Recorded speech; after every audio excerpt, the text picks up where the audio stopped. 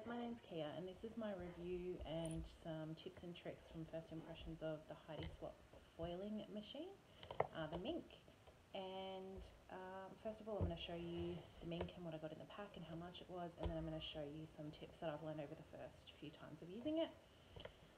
This is the larger of the two machines, so this one holds the full 12 by 12 scrapbook sheet. There is a smaller one as well that does an A4 sheet of paper. This one retails at Spotlight for $210, and I think I got it for $199 when they had a percentage off. The back of the machine is where the start and stop buttons are, so you plug it into the wall, and this is the on-off switch, and then this is the forward-reverse switch. So it's similar to a laminator in that you can put it forward or backwards, and it just gets a lot hotter and heats up a lot faster than a laminator. It's got different settings on the front here. So we've got 0, 1, 2, 3, 4 and 5. The most common setting that I've been using is setting 3 and setting 4, depending on the thickness of the paper and what you're foiling on. And this gold button here is the start button. This button, once you push it, you've got to push it the number of times to get to the level that you want it on. And it will, from the last press of that button, the machine will heat up and stay hot for an hour and a half.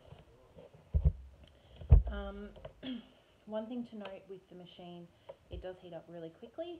It takes a really long time to cool down though. So if you're wanting to use setting 1 or 2 for part of your project and then need to use 3, 4 or 5 for a different part of your project, I would recommend starting on the lower setting and then heating it up rather than trying to cool it down, because it can take 25 to 30 minutes sort of to cool down enough to be able to use it back down here. I'm going to turn it on now. There's a couple of, actually I'm going to show you some of the products first that I've used. So in the package that this came with was the machine itself. It came with a couple of gold foil pieces just as a tester. It also came with the manual, and on page 7 of the manual, you're going to want to keep the manual because it's got the settings there that you need to use for the machine. We'll go through that when we do our project and our test pages. The other products that I found really useful to purchase along with the machine, or that, we also got a carrier sheet. So this is the carrier sheet, and it's a 12 by 12. Lots of other people said that they got multiple carrier sheets in their kit. I don't know whether that's an American thing or not, but in Australia where I bought this, I didn't get any other carrier sheets, just this one.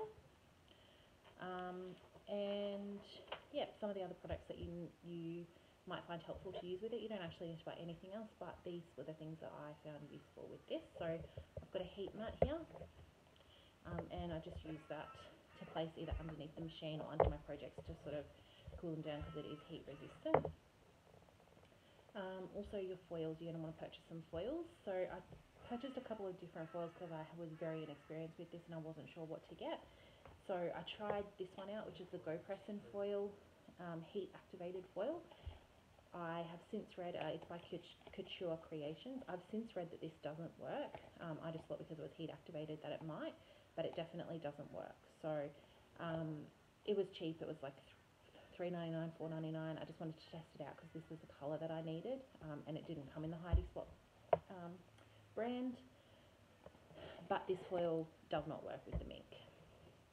The foil that I've had the most luck with, and the one that I've purchased, is the foil that actually goes with the Minc machine. So this is the Heidi Swapp foil, American Crafts, the Heidi Swapp range. This is the gold, rose gold is what I'm using, and I've bought it in the larger rolls in Australia in Spotlight and craft shops.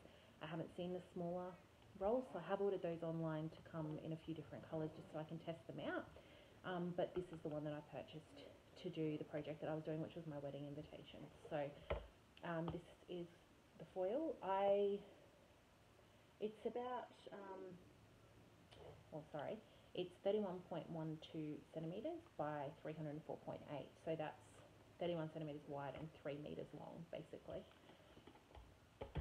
And I used pretty much one whole sheet if you're creative with it, you can actually get a fair bit out of it because you can cut in between the little bits, and I'll show you that. The other thing that I've used is, you might have seen in my carrier sheet before, I had this sheet.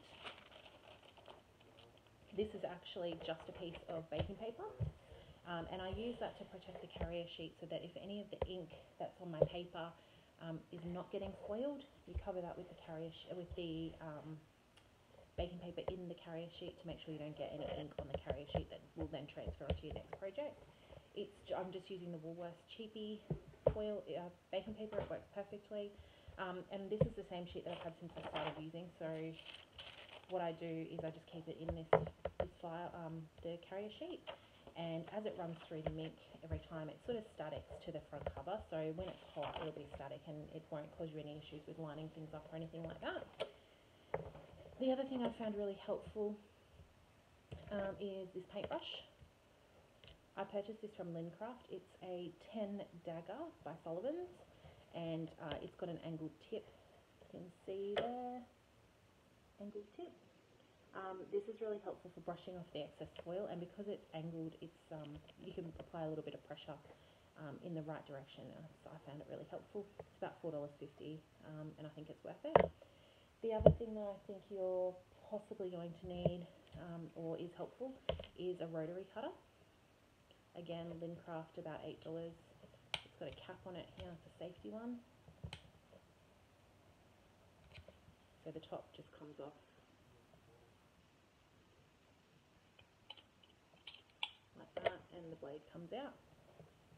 I found it really helpful because my heat mat is also a cutting mat, so when I've finished with it, and I'm cutting the extra foil so I can reuse it again, I just use it for that. And I also have used it for cutting the foil into the sheets and the sizes that I needed it. It's much faster than scissors, and it doesn't dull them. So there's that. The other thing you're going to want to use is really high quality paper. So I have this paper here. It's got a bit of a shine to it, as you can see. This is it's a generic brand. It's from Officeworks, and it's called satin paper, sorry. And so this is the one that I've been using for my invitations, and it's worked really well. The alternative to that, I do have some other paper,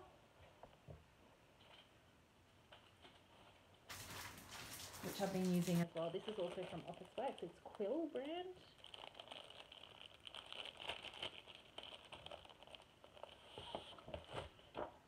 And it's just like normal paper. It doesn't have a sheen or a coating to it or anything like that, whereas this one seems to have just a slight coating to it. This one is more like regular paper. It's just not like printer paper, so it's a bit thicker, and it has less texture to it. So you can also use that. I've used this successfully.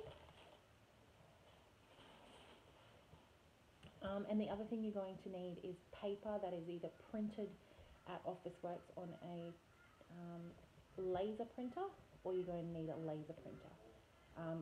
I use a Brother HLL2305W, which I purchased inexpensively from Officeworks. It was about $85. And I've found that to work really well. It also takes through this satin paper is a bit thicker. I think it's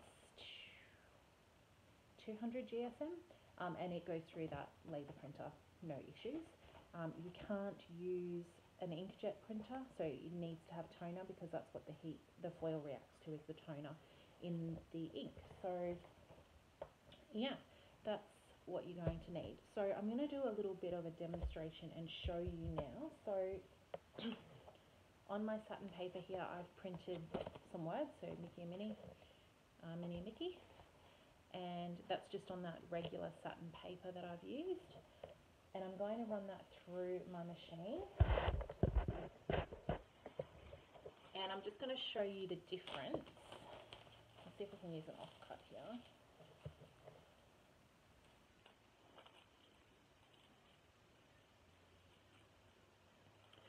So I've got some offcuts I'm going to try and use up. This is the Heidi Swapp Rose Gold. hard to tell in the camera. It is definitely a rose gold colour. So what I'm going to do is I'm going to open up my carrier sheet. I'm going to turn my Minc on now. I don't know if it's going to be noisy or not, but I'm going to turn it on. And I'm going to set it to heat setting 3.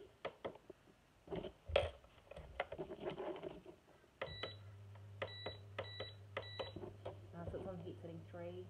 It's got a red flashing light. And I need to wait for that to go green. And you'll see how quickly that happens. And then what I'm going to do here, I'm going to place my paper into my carrier sheet, and I'm going to cover my letters with foil. You're going to want to put it with the foil, the colour that you want up, facing upwards. So I'm going to put it down like this. It's fairly forgiving in that you don't have to have one continuous sheet, so I am using offcuts here, and it doesn't matter if the offcut goes off the page either. So I'm going to put that down in there. So you can see I've got my paper. So I've got the bottom page of the carrier sheet. I've got my normal paper. I've got my foil in between that, and then I've got my sheet of baking paper over the top and my carrier sheet. Just sandwiched in there like that. Now one end of this carrier sheet is sealed. So that's the end that you want to put through, basically the same as you would a laminator. So you don't want to put any of this loose end through first, because it will crinkle and make your foil not adhere as smoothly. Now that's the only important thing that you need to remember, is just to make sure that this is a laser printed.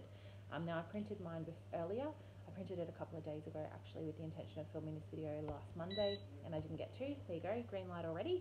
So that was probably about a minute, or maybe a little bit less.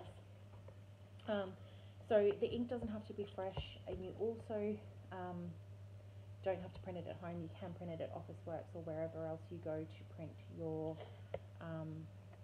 in your town or suburb. The only thing will be that you will probably want to provide them with the paper that you want them to print it on, because I'll show you why in a second. So I'm just going to feed this into this side of the thing. I've got it on forward, so I'm going to feed it in. I'm going to let it grab, and then I'm just going to let go of it, and it's going to self-feed through the machine. Now the only thing that I will say is that having such a large carrier sheet, you saw that I only had those couple of words at the top of the page. For my invitations, that has not bothered me, having a larger carrier sheet, because what I have done is done multiple invitations at once. However, if you're doing smaller projects, it might be better to have the smaller carrier sheets that you can buy separately. So I think you can buy a photo size, like a 5x7, and an A4 sheet in a pack for about $10 from Spotlight. So I think if you're doing smaller projects, that would probably work better, and I probably will end up purchasing those at some point in the future if I continue to use the machine to do the projects. But for my purposes, it's been absolutely fine to use the larger sheet, because I've been running through several things at once.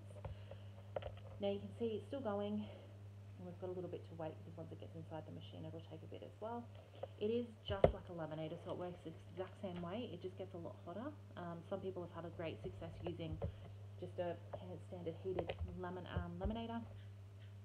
I didn't want to chance it on invitations, wedding invitations though, and I didn't have a laminator anyway, so I would have had to go and buy one of those, so I just figured it would be better to go and buy the Minc. Alright, we're through. We're done.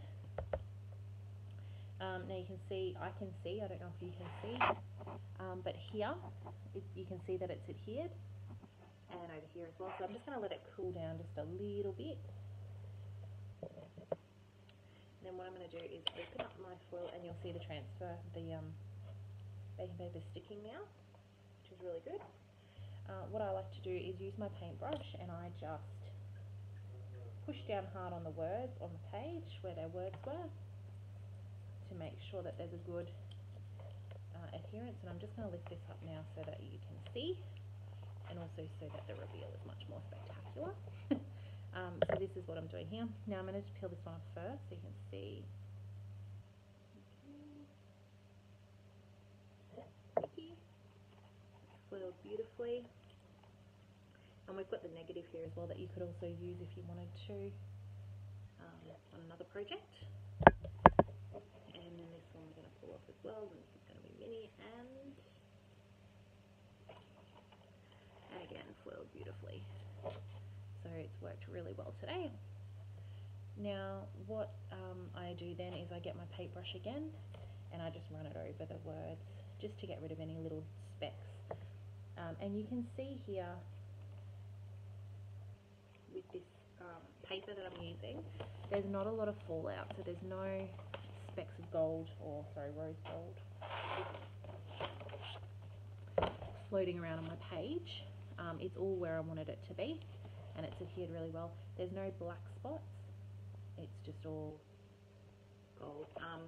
The only thing is this paper is shiny, so if you don't want to sheen to your paper, if you're framing this, it might not be as effective behind glass, but for my purposes it's been perfectly fine, and I will experiment later with different types, but yeah, that one. And I just want to show you the difference. So I printed out a sample on a laser printer at work that I had, just so I could see whether or not it worked, and you'll see here it has worked, but you can see on this angle here it's very speckled and there's a lot of black spots, so you can see one just there. If that's the look you're going for, that's perfect.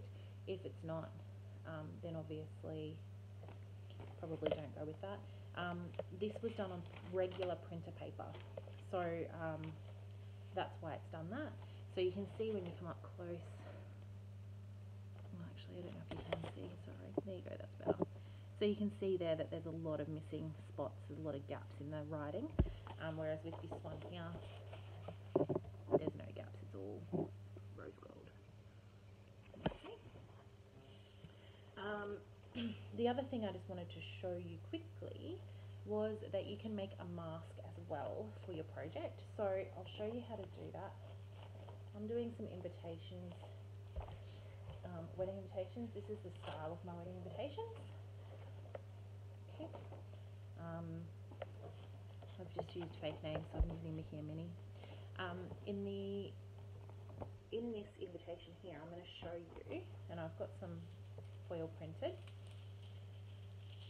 Obviously, if you're printing and foiling a lot of invitations, you do not want to painstakingly print out, because I wanted to foil the outside, the entire outside, and just our names in the center here, this part. So obviously I did not want to foil these parts here, and to cut out the pages to make that happen would have been painstaking, and it would have wasted a lot of foil.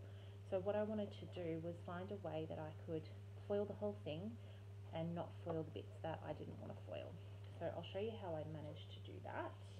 And what you're going to need is another piece of baking paper.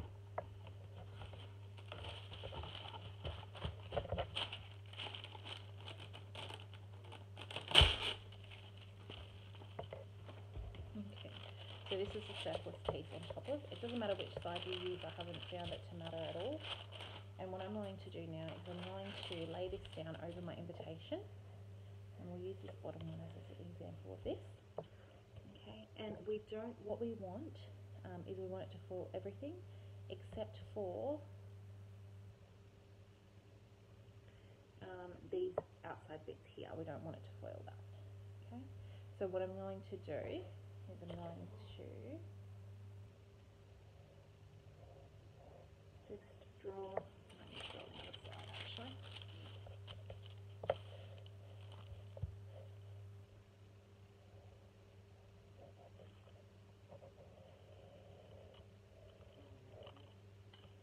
Okay, so I'm just going to draw myself a little template there, and I'm going to draw myself a little template there,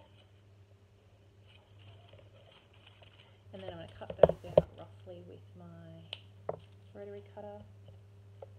Okay. Don't be too concerned about the pen marks, because, and I'm also going to write on this, bottom, front, top. So a BF and a TF, and the BF is for bottom front, so that I can tell when I'm taking it out which way around to put it back on the next invitation.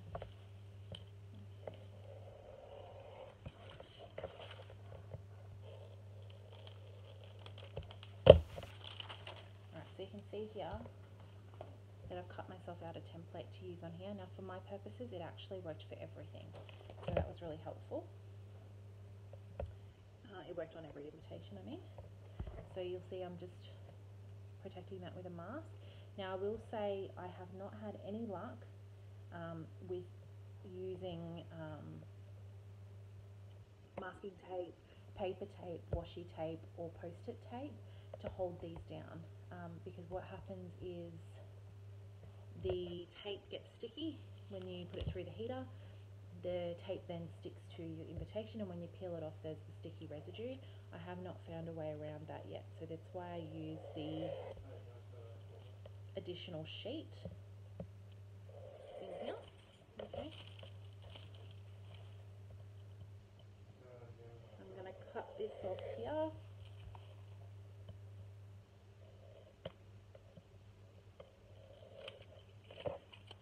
Use this one as well. So just remember to always put a label on it so you remember, because obviously for me these letters are around the right way when I put it on, so I'll remember when I take it off for the next one. Okay, so I'm going to mask that. I'm going to bring my carrier sheet back over. I might just cut the foil down to size as well so that we don't have too much.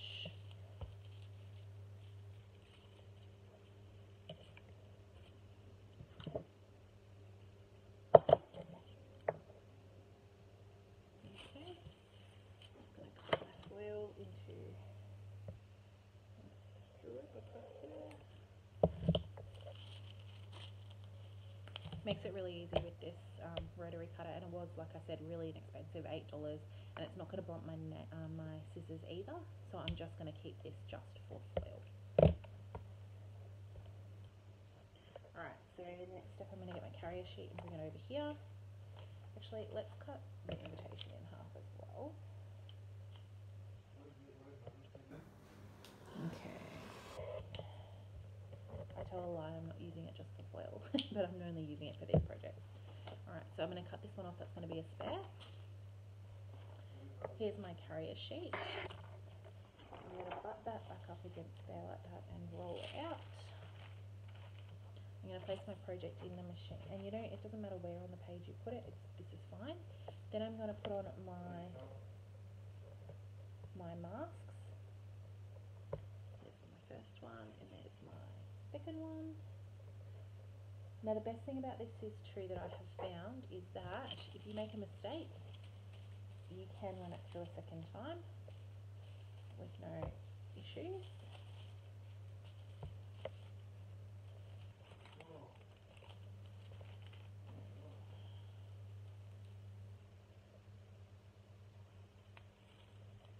Place that down there. This would have been easier with the two sheets, sorry guys. Okay, that's one. And this is the second mask. Like that. Then I'm going to place my foil and my sheet on top. Okay, I'm cutting off the edges so it's not perfectly adhered, that's fine. I'm going to place it in my machine. I'm going to hold it until it catches the foil. Okay. You might need to be a little bit careful when you're using the wax paper, because it is slippery. So obviously on the paper that I'm using, it's hard to make sure that it's still attached in the machine. It's a little bit of a guessing game. When I was doing my invitations, I did a different mask. I did it the opposite way. So I cut out one big foil piece and cut out the center names, which was a lot easier to work with, a larger piece. I'll show you what I did. So, let's see my invitation here. Anyway, it's not the right size, but that's okay, I'll show you. So what I just did was sketch out here the names that I wanted foiled and cut that out of the center, and then the rest of it was all covered with this, and it was a larger sheet, easier to work with. We'll see how we went with this example.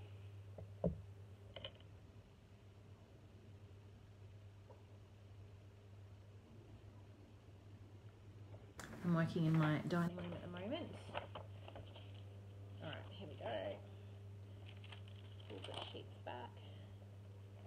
Alright, so we can see, I don't know if you can see, but it's obviously adhered. We can see that, and we can see, I can see underneath there that there's the shape of my mask is there and there. Alright. So I'm going to use my paintbrush again just to adhere everything down, make sure it's all adhered.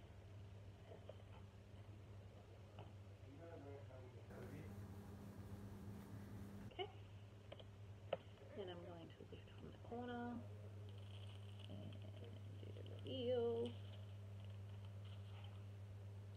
And you'll see that my masks are still attached there, and when I lift it and shake them off, get them off, you'll see that just what I wanted foiled is foiled. So these parts here that are less important are still in black, and the rest of it is beautifully foiled in rose gold. And then you would just cut it out. So the way that I've done this invitation is that these exterior lines here are the cut marks, and it was just easier for me to foil those than to not, so I've foiled them. So basically anything on that cut line or past is not going to be visible, so there's a little bit of foil missing here, but that won't make a difference because that's going to be cut off. Okay. Now some people will run it through two separate machines, so what you could do is print your invitations with this part here and this part here. Probably you would do it first on the laser printer. So you print this outside part and this name here, and then you would take it over to your inkjet printer and print this section and this section, and then you wouldn't need to use a mask. But for me, it was much easier just to do it that way rather than trying to line it up on Publisher or Word, because that's all I use, and then trying to foil it that way. So that's the way that I do it, and that works really well for me. I hope that these little tips have been helpful for you. If you have any questions, pop them down in the comments below, and hopefully I can run you through some more projects and some more tips and tricks on the Minc machine as I find them. I'll also do a little bit of I'll show you some of the samples that I have done on coloured cardstock as well, and I will show you a little bit of a swatch of the different colours that I have ordered. Thanks for watching, and let me know if you have any comments. Thanks.